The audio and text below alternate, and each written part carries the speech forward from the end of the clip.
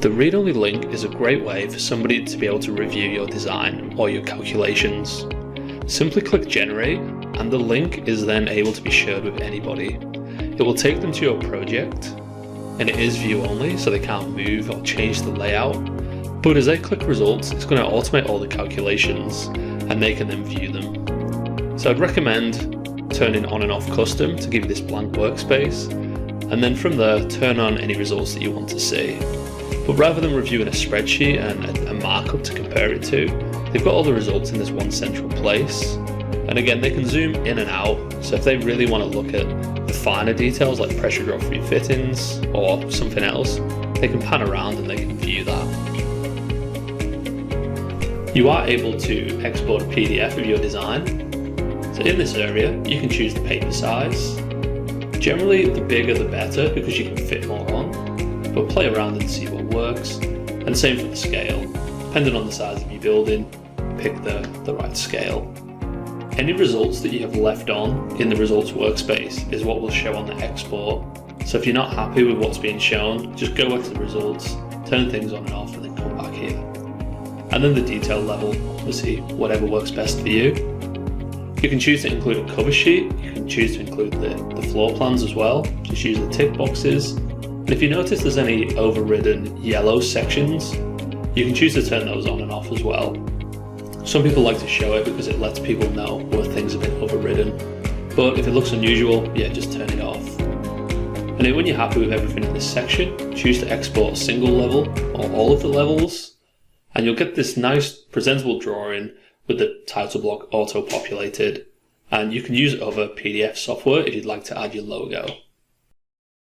The bill of materials will give you a breakdown of everything that you've designed in your project. So hit download and you'll get a spreadsheet. Here it will be broken up into different areas such as like sanitary fixtures. It'll have the quantities, individual rates that you can modify in the back here. You also get the total cost. It is just an estimate, so please change it if you want it to be accurate. And then from here, on a system by system basis, you'll get a breakdown of different pipes, fittings, valves, and then on a level by level basis as well. The design report is a great way for you to review all of the design and calculation information. First of all, you can export a PDF with references of every component, and this information will relate to the Word and Excel files that get downloaded. So firstly, for the Word document, all the introduction summary information is also populated from your project, and then all the design summaries, such as calculation methods, sizing parameters, that's all populated as well based on your selections. And then you get an Excel file of all the calculations. So those references relate to each component. And here we can see flow rates, velocities, pressures, much more for all the different parts of the design. In this video, we're going to be looking at how to export a file from h2x that can then be imported directly into AutoCAD. So once you're happy with your whole design layout and you've reviewed the results, you can then go to the export mode in the top left corner here, and that is where you will find the option to download the file. So you can change a few settings here, but I will leave them as they are for now, and I will just choose to export this level alone. And now that that file is downloaded, I can go across to AutoCAD, which is where you would find the blank architectural DWG. In the top here, you can go to Insert, and then click on the PDF Import button. And once this appears, you can choose the file that you'd like to import. You'll then be asked to change a few settings, which I will do now. And once you've done that, you can click OK to import that file. And just like that, all of the pipes are now imported into AutoCAD. And that is along with any valves, pipe size results, any changes in height, clearly shown.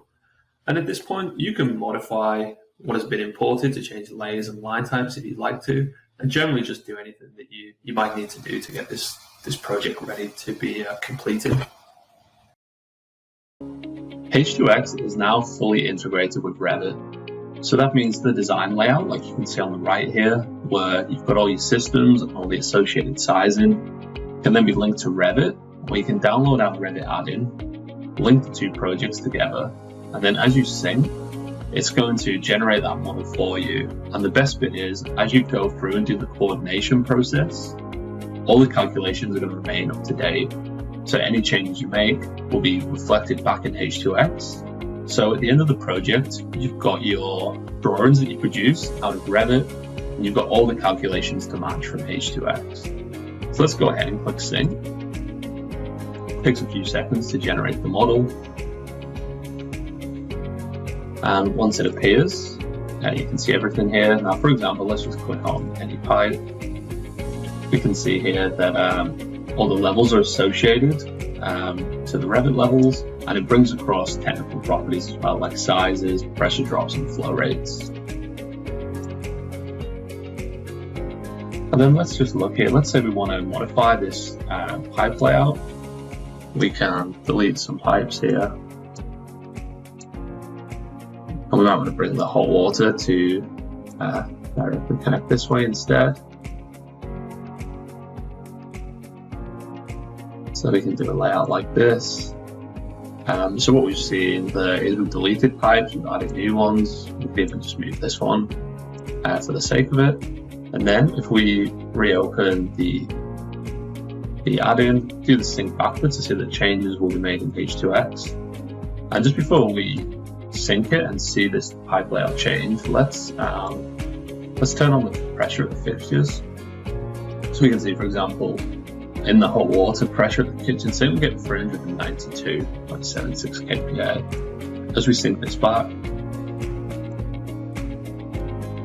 we can see now that the layout has changed and that the pressure has increased as well, because the pipe has taken a more efficient route. And the changes work both ways. So let's just say we want to delete this now with h2x, remove that.